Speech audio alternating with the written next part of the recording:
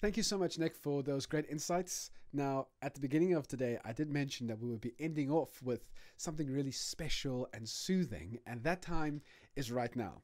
Danielle Udogadanya is known to most of us as Ebonix, and she's going to be giving us some amazing information about making African Sims with limited resources and how her passion has made it possible to now create Sims that you want to be seen. Hello everyone, my name is Danielle. I'm a full-time content creator, Twitch partner, EA game changer and advisor, and the co-founder of Black Twitch UK. I'm from London, UK, and 29 years old. And today I will be introducing you to a world of culture that I have created through The Sims. So the simming and gaming community know me best as Ebonix or Ebonix Sims. I chose this name initially when I joined Tumblr in 2015, essentially because there was a massive body of custom content for The Sims on Tumblr. And I'm pretty sure this is news to a lot of you, but I know the day that I joined Tumblr I was completely mind blown. So a lot of you are probably wondering what custom content is.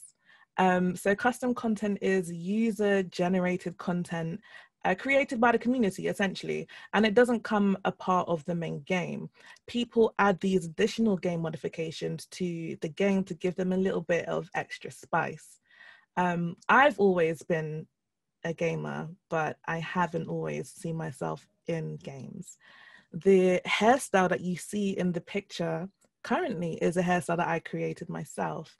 But my sim overall would be nothing without her skin tone, her eyelashes, her lip gloss, everything. All of that is custom content.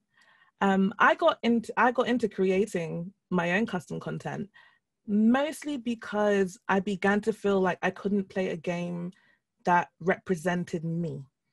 Hair has been a really, really huge part of my life. And I was one to change my hair quite frequently. I didn't feel like The Sims gave me the content that I needed to fully represent myself.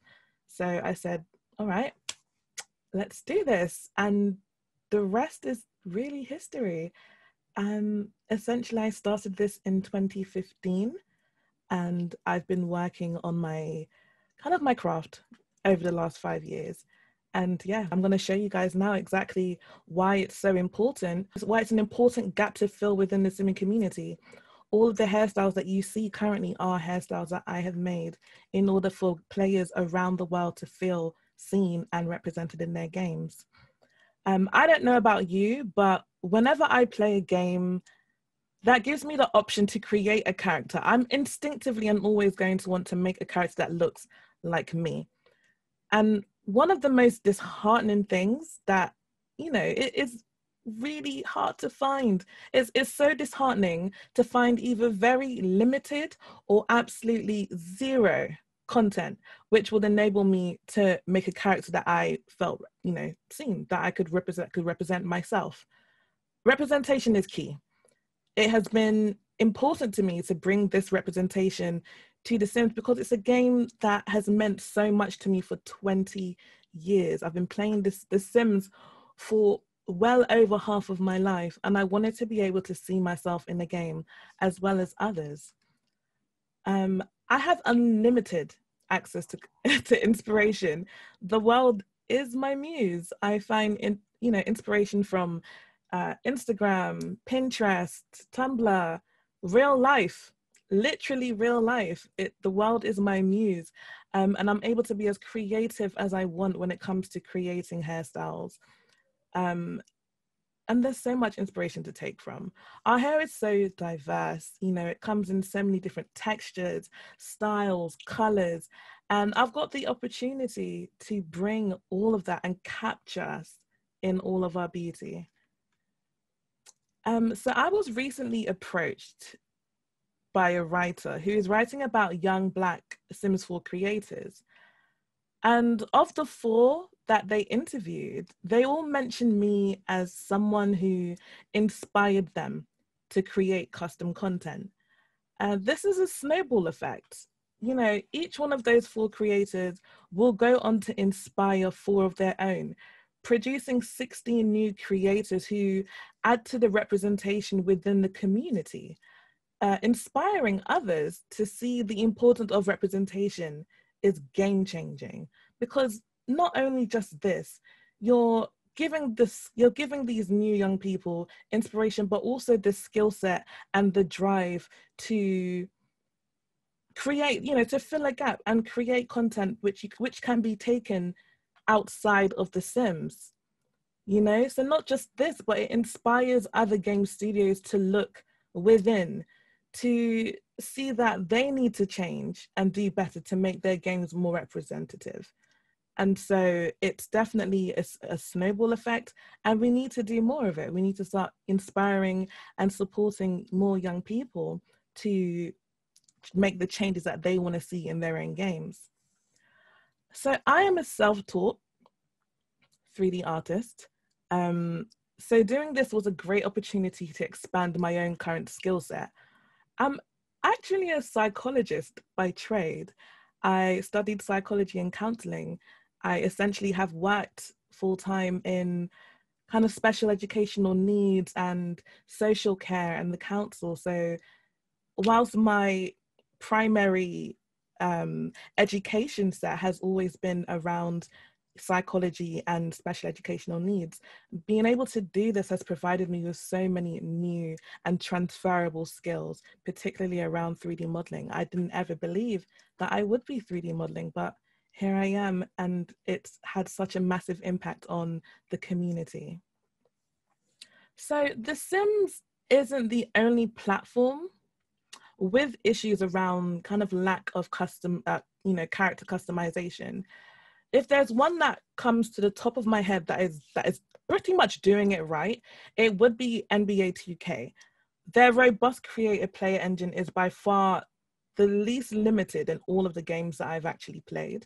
And there's so much attention to detail that you cannot deny, particularly around facial features, kind of hairstyle options, skin tones. It is such a really, really robust engine. And it's one that I'm hoping going forward, more companies will look to. You know, however, there are games that do have quite a robust custom, create a character engine. For example, Black Desert Online, Monster Hunter Iceborne, and Animal Crossing. But so the issue surrounding this is the limited range in skin tones, the kind of improper lighting of black and brown skin, and the lack of hair options. I mean, we've seen a number of times when the game have had to patch in or, you know, add and update additional skin tone options and hairstyles at a later date. Animal Crossing literally being one of the most recent ones, and they patched that in maybe a week or 2 ago. And it pushes the question, why weren't these available upon first release? And why do we still have to hold games accountable for making our representation in games an afterthought? At this point in time, it's 2020. We shouldn't be an afterthought. Our content should be available, and there should be enough content in the first release of a game in order for us to make ourselves in our entirety so that we can feel fully represented within the game. The Sims have actually followed the process of, you know, patching in additional content with their huge skin tone overhaul. So this overhaul and update will be coming out early December, if not already by the time you're watching this. And this introduces a huge, huge expansion on the current skin tone options. I'm actually really proud to say that I have been an advisor for The Sims with this update, including the additional skin tones that you can see here, with the inclusion of now warm, neutral, and cool undertones. It definitely shows that they've recognized the impact that I've had when it comes to the importance of representation within the simming community, and their drive to actually wanting to get it right, particularly around the issues of ensuring that the skin tones, especially the darker ones, no longer had a grayish undertone, which deemed the skin tones especially for darker skinned players and those who make darker skinned Sims, pretty much impossible. It was a really it was a running joke in the simming community about ashiness with the skin tones. So myself and just a handful of other game changers have been advising the Sims regarding this update on how best to ensure that that isn't an issue, but also you're still providing us with way more options when it comes to skin tones. But not just that, we also advise them on some of the new hair updates that they've already provided and ones to come. So it's great that they're looking within. They've really seen and recognized the issues that they have within their own content. So it is really important, and I'm so glad that they've looked within and recognized that they do need to think back on where they've gone wrong and how to correct these issues. And as well as that, the transparency within the community, letting them know about what is to come, understanding and accepting that they haven't done us justice and that they want to correct it, especially by reaching out and within their community members. So I think, like many 3D artists, I started my journey with Blender. So Blender is a free and open 3D creation software, and it's a really fantastic resource. I mean, it's got hundreds, if not thousands, of YouTube tutorials and forums for general help, general queries, and the community overall is extremely supportive of the creators who use it. So I won't lie, when I first opened Blender, I saw that square, the standard square that pops up in the middle of the vast open space of endless possibilities and confusion, and I closed it. I closed it right back. I don't think I revisited it for maybe another 6 to 8 months. I gave myself a pep talk, countless pep talks, and said, okay, let's take this one step at a time. You've got this. And the rest is literally history. I did just take it one step at a time. I started with some really small little things, small little models. And then, as time went on, my skills progressed. So I've only really been 3D modeling since about 2017. So I've been learning and teaching myself how to 3D model. Again, I'm a self-taught 3D artist. I haven't gone to school for any of this. All of my kind of knowledge and skill set has been from either YouTube, online tutorials, reaching out to friends who are also 3D artists, and kind of taking it from there. And it's not to say that I don't want to go to school. I've been doing this between juggling a full-time job as well. But having that baseline of knowledge allowed me to move on to Maya. So I balance between, depending on complexity of the model, I balance between Blender and Maya, and I use them both for different things. And for textures, I actually use both Photoshop and Procreate. So for finite details, especially when I'm drawing, because I use my iPad a lot to draw textures. So when I am using my iPad for textures, for finite things like baby hairs, because baby hairs are very important for our hair, for baby hairs and just kind of shines on the hairstyles, I definitely tend to go towards Procreate. And then for more general edits of hairstyles, I tend to use Photoshop. So I'm aware that Photoshop isn't a free resource, but there's an alternative called GIMP, which is free. So if you've got anyone who, if you feel inspired to make some custom content for The Sims and you don't quite have access to Photoshop, then GIMP is definitely a free resource that you can also use. So this is my very first mesh. So we call them meshes within the Sims community. This is my very first mesh. After weeks and weeks of researching, asking questions, trial and error, I finally made my own hairstyle. And my hair was literally, this was my hair at the time of creating this hairstyle. This was literally my hairstyle at the time. And I for sure cried because it felt like I'd finally been able to see myself in a game that I loved. But more than that, it's knowing what completing this meant for my future, where it would take me, the impact that it would have on the community, and just overall what the message that it sent out to the, well, not just EA, but the world. If a self-taught person can do this for a game, why aren't you doing it already within yours and within your team?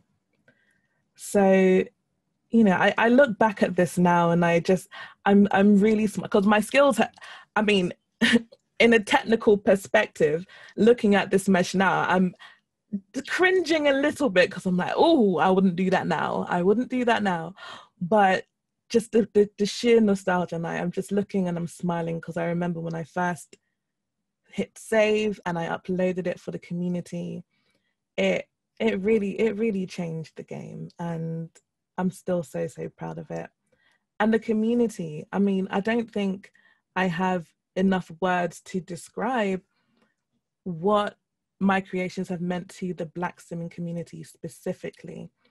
I will always refer back to a lady who reached out to me about her niece. And she said that her niece really had very little self-esteem. She never made Black Sims. She never made Sims that looked like her. And she asked me to make a hairstyle which was similar to hers. And I said, okay, I will definitely give it a try. And it came out really nicely. It came out quite good. So I sent it to her. And then within about 2 weeks, she reached back out to me and said, I don't think you know what you've done for my niece. You have changed her complete perspective of herself. She loves making Sims of us. She loves playing the game as herself because she sees herself now, and it changed her self-love. And I think back, and this is why I've also put the picture of the child Sim with the hairstyle. I think back to when I was the 8-year-old Simmer, and there wasn't, so we're talking, so maybe a little bit older, maybe about 12. But we're thinking back to Sims 2, Sims 1 and Sims 2. There wasn't really any content available for me to be able to make myself. And so I didn't make Black Sims. I didn't make Black Sims. I didn't see myself in the game. So I said, there's no point because there's no content available for me to do so. And a lot of my drive now is wanting to bring content so that young players and young simmers actually have the content available so that they can have that self-love that I didn't honestly have when I was a child. So I want them to see themselves and see how beautiful that they come in their rawest and truest form. And that's why representation for me is tip-top, because it starts from such a young age. It starts from as soon as you can pick up a controller or a mouse, it starts from that age. And so I'm really driving and fighting for making sure that our youngest players, who are our future and will become our future developers and our future creators and future heads of studios, making sure that it's important that they see themselves in the game and want to make the changes so that they can for that to continue to happen. So I've been very fortunate when it comes to my work. My work has been featured on many major platforms, gaming and non-gaming, including, and probably the most successful one was BBC News Africa. And then that followed with The Sims, EA, where I was mentioned when it comes to being an advisor, Polygon, Vice, Kotaku, you know, The Guardian, Red Bull Gaming. I just couldn't believe this is impact. This is the impact that my work has brought to the world. And I'm not saying this as like, oh, big head, look what I've done, but it's just, it's driven so much conversation about how important it is to have representation in the game. All of this, I look at this now and I think, wow, all of this started because I wanted a dashiki in my game. I literally wanted a dashiki in my game. So I go back, I was at home playing the game. I wanted to make a world of Sims that looked like me. And of course, I was limited because there wasn't much content available, but there was this one particular Sim that I really wanted to make. And, you know, I was following a storyline. And he in my head, he was wearing a dashiki. And I said to myself, well, there's no dashiki. What am I going to do? So, yeah, that's when I kind of said, okay, it's not there. I did my research. I looked around and I said, okay, it's not there. So how are we going to do this? How are we going to rectify this situation and this problem? So I did some research on how to create like t-shirts or recolor t-shirts for The Sims. And a few results came up. So I said, wow, am I going to do this? Am I going to make this happen? And yeah, I did make it happen. It was the initiative, the drive of wanting to be able to see myself not see myself, but create a world of people that looks like me and have them connect to their characters that drove me to want to start creating content as well. And I look at these features and I think, wow, wowee, this is all from wanting originally a dashiki in the game. And I would really like to encourage anyone and everyone, if there's something missing, or if you feel like something is missing in something that you love doing, whether it's a game, if you can do something about it, then do it. Do it. Don't let anything in this world hold you back or tell you that it can't happen.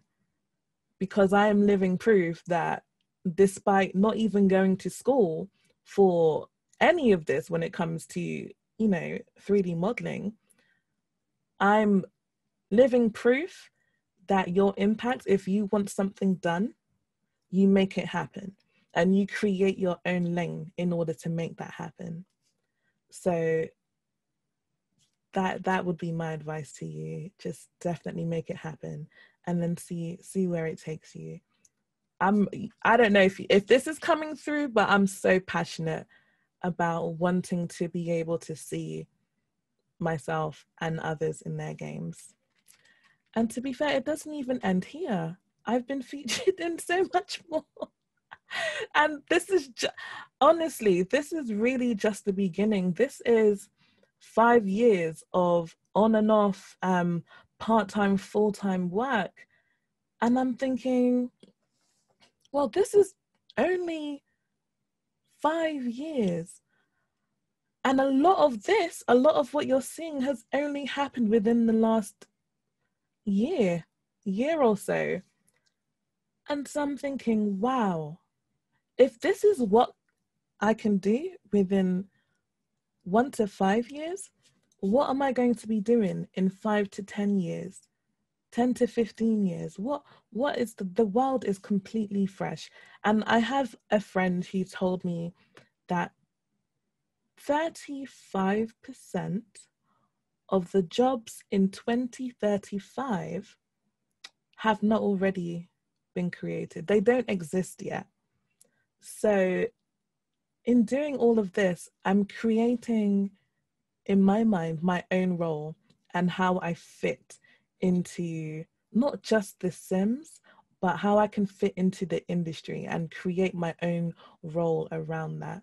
Because there's so much work to be done in the entire gaming space, and I'm willing and ready to slot myself in there. So as well as, you know, my work around The Sims, I'm also a content creator on Twitch. So I was the UK's first Black female Twitch partner. And, you know, that is a massive reflection of the gaming space and the gaming industry in general, particularly in the UK. You know, there's a lack of representation for especially Black female gamers. And, you know, a lot of my success amounted to me kind of branching out and building up my community. I started streaming on Twitch consistently in November of 2019. I was partnered by February, and that was during my trip to Twitch HQ in San Francisco for their Black History Month summit. And I achieved this in mind that I wanted to see us on these platforms more. I want us to be celebrated more as a minority within a minority within a minority. So this is also why that I co-founded Black Twitch UK. And so this is a platform designed to highlight and support Black Twitch streamers in the UK and content creators. I found this platform with my good friend Yuki Kasi, and already we've hosted 2 main events: Twitch Hill, which was us bringing Notting Hill Carnival, which is the second biggest street party in the world, to Twitch, as well as Black History Month 2020 within the UK, which was hosted on the Twitch front page. So it's, you know, I amount the work that I've done for representation, I'm taking that work and branching it out into other avenues. So it's not just The Sims where we're missing. In the industry itself, in flesh, we are definitely missing within the companies, but within the kind of content creator space as well. It is so difficult and so hard. It was even difficult and hard to find content creators who looks like me within the UK, which is also why I co-founded this platform, because I wanted there to be a hub. I wanted there to be a hub of where you can find all of these streamers. There's no such thing now as, oh, well, we didn't know where to find them. We don't know where to look. Well, you know, Black Twitch UK is here. There's also groups like Black Girl Gamers, Puck in Play, Nace Saga, I Need Diverse Games. These are all platforms which essentially more of these companies need to be reaching out to ensure that they diversify their roster of content creators and workforce as well. So, what needs to change? I mean, again, all of these hairstyles are hairstyles that I've created and would absolutely love to see in games themselves. And I'm saying this so, you know, there definitely needs to be better create a character options, and not just adding them in as an afterthought.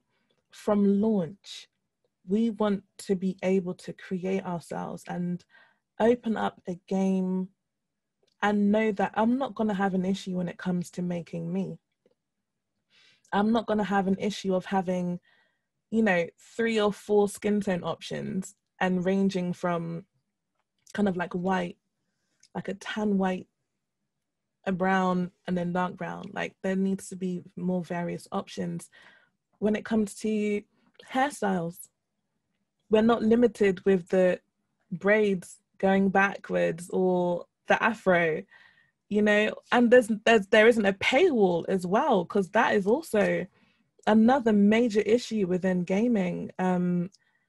There seems to be quite a lot of, well, not quite a lot, but there seems to be this thing about a paywall if you want to have additional content, and a lot of the additional content tend to be black hair, or, you know, person of color hair, the kinky curly hair, kink or coils. I'm going to use The Sims again as an example. As a base game, no expansion packs, no stuff packs, just The Sims 4 base game. The Sims 4 base game has 64 hairstyles for women, females. And of that 64, there are only 8 that have a kink or a coil in them. And so I'm thinking, okay, well, one, that's not great. But then as time has gone on and there's more and more stuff packs and expansion packs, we've seen that they've added loads, way more, you know, braids, dreadlocks, curls, puffs. There's all of these great, you know, great additions to the game, but unfortunately, you have to pay for these packs in order to access them. And I'm not saying The Sims is the only one who does this, but I'm using them as an example because I'm well versed and well knowledge within this field.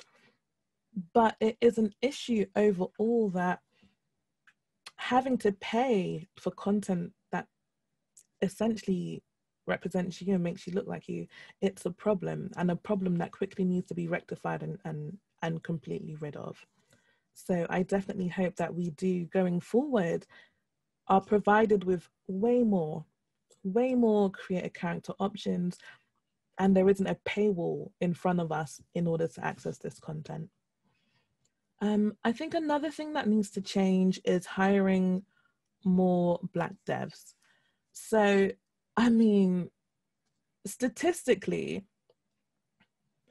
Black and, you know, POC devs don't make up a lot of the workforce. And, you know, people they draw their inspiration essentially from their experience. So this is why there is a lot of, representation issues. There's a massive problem, because if you cannot relate to what you're creating, you're either not going to do it or you're not going to get it right. You're not going to get it right. So in order for us to be able to see way more representation within games, we need to start hiring and seeing more Black and POC devs within these studios.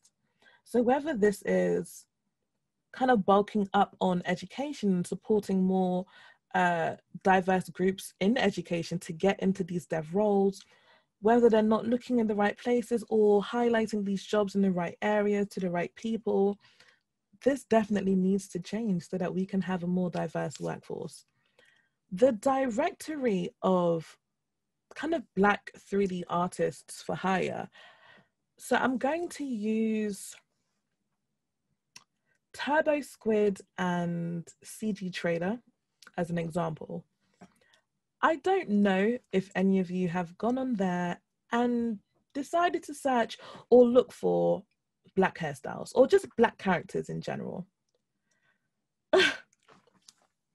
I remember going on there and I think I searched Black woman and I kept going page after page after page, and I got to about the 8th or 9th page and I saw a Black female character, but it was very much a caricature.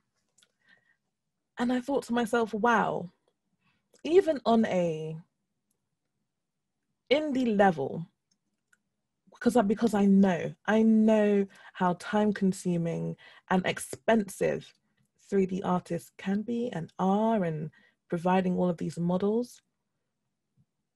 But even on an indie level, they are already struggling to find content to diversify their games. And so they don't add us. They don't add us into games.